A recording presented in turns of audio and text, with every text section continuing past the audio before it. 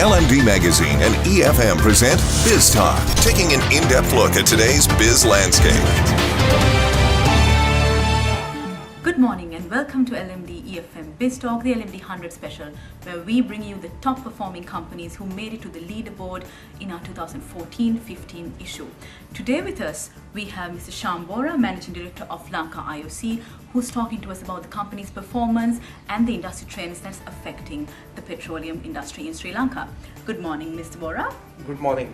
In the 2014-15 LMD 100, Lanka IOC made it to the top 5 in the leaderboard. So how has the company been performing in the past year?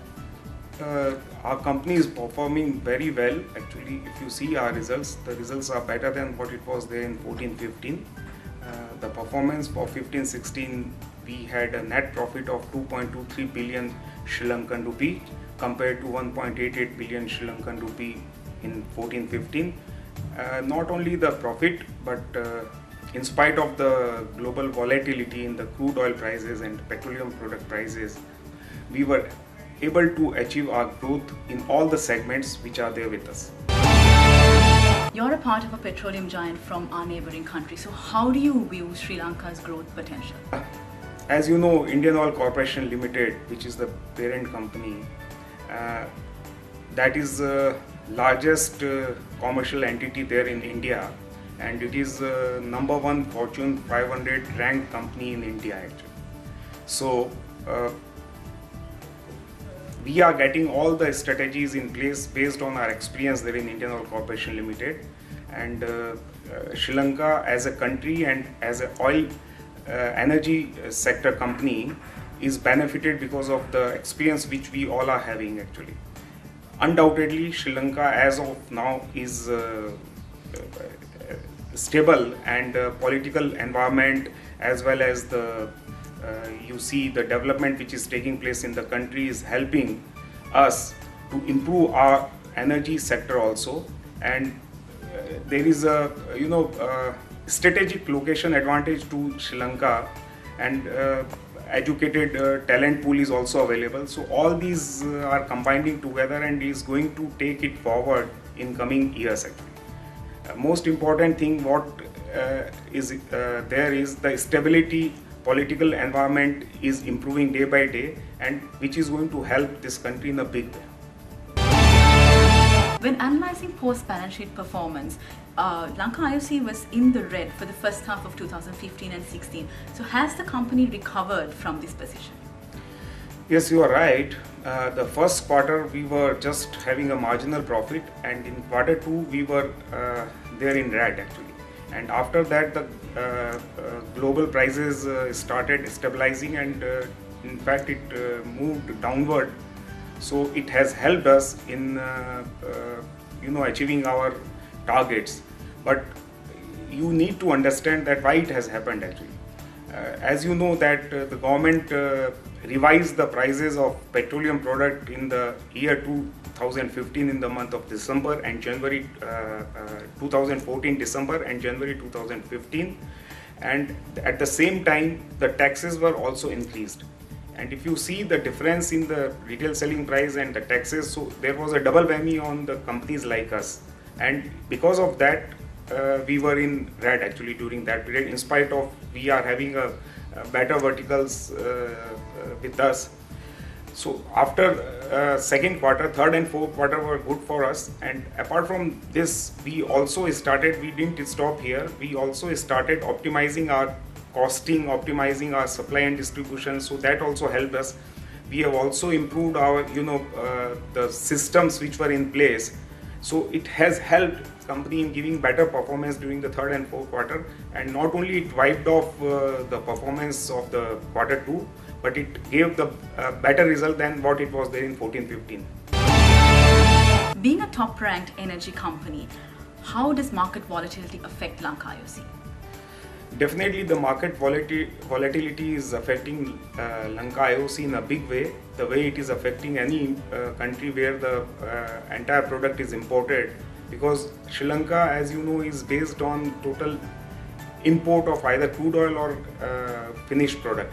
So we are dependent on the international market prices, and all these crude oil and the finished product prices are changing on day-to-day basis. So volatility is going to be there. So the Lanka IOC is definitely going to be impacted on the volatility side until unless the government comes out with the pricing formula for the fuel sector. It is going to be difficult for any company to survive in the market. Today, as you see, the international market of the crude oil was ranging from $30 to as on date it is $50 to $53. So finished product prices are also linked to that. So we need to have a pricing mechanism, for which the request is already made with the government of Sri Lanka, and our Honorable Petroleum Minister is also taking up with Honorable Finance Minister, and it is expected that the pricing mechanism is going to be implemented in this country. Otherwise, I personally feel this is a subsidized product which is being directly given to the consumer, and if the pricing mechanism is there, so everything will be transparent. Each and every general public will also able to understand what are the things which are included in the pricing, so that they will start accepting the fact that yes, prices are going to be revised after every 15 days or 1 month, or depending upon the decision taken by the government. If it is not done, then it is going to be bad for not only for the company like us, and it is going to be bad for our public sector enterprise, that is CPC, as well as for the government of Sri Lanka, because CPC is totally maybe directly or indirectly funded by the government of Sri Lanka only. Moving on to more industry issues, Sri Lanka signed the Paris Agreement last year. So how do things like this affect petroleum companies? Immediately, we don't have any impact of the COP21, but yes, it is true, in near future we need to look into the finer aspects of the agreement which Sri Lanka has signed.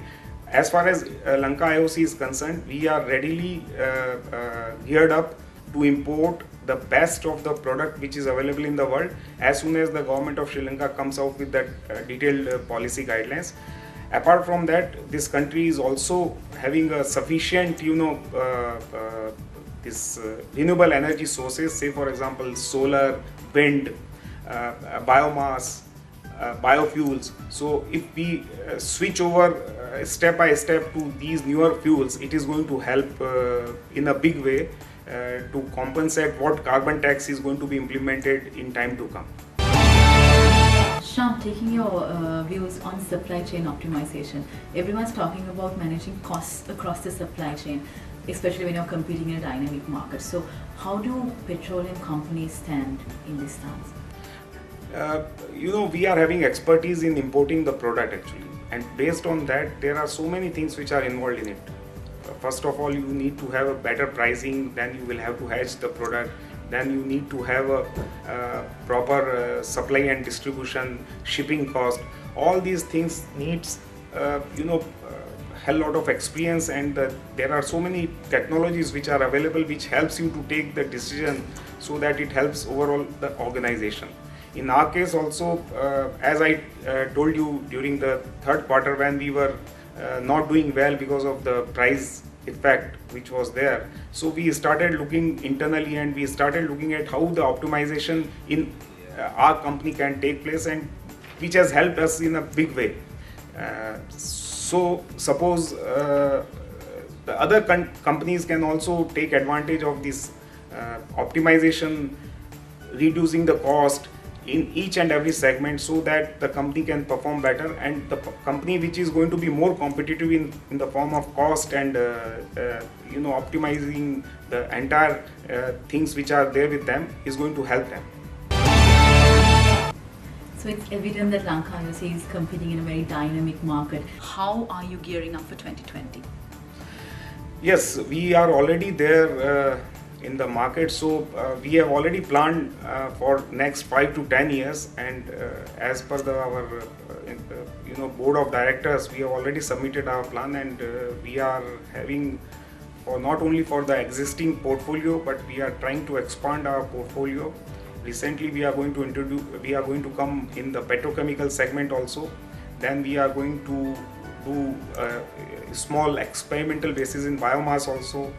Then we are going to start exporting to the countries like Myanmar and Indonesia, which is in our radar, and that is going to be done from here only. So we are totally geared up, and with the help of the government of Sri Lanka and with the help of our parent company and board, we are in a position to take this company to the next level.